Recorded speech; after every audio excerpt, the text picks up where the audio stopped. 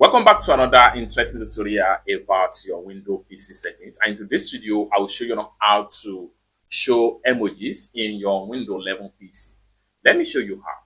The very first thing you want to do is to come down below right here where you have your taskbar menu. Right, click on your taskbar menu. Next thing you want to do is to go ahead and click on taskbar settings. Now you are here. Next thing you want to do here is to make sure you activate under system tray icons right here.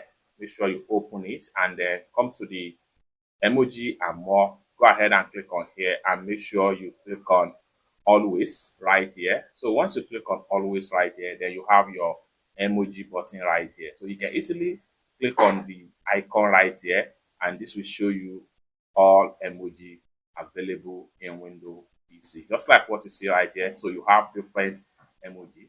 You can click on here and then you see more emojis as far as this particular features is concerned on your Windows 11 PC. It's that simple. For more tutorial tips and tricks on how best to use your Windows PC, consider to subscribe. Thank you so much for watching and I hope to see you in my next video. Bye for now.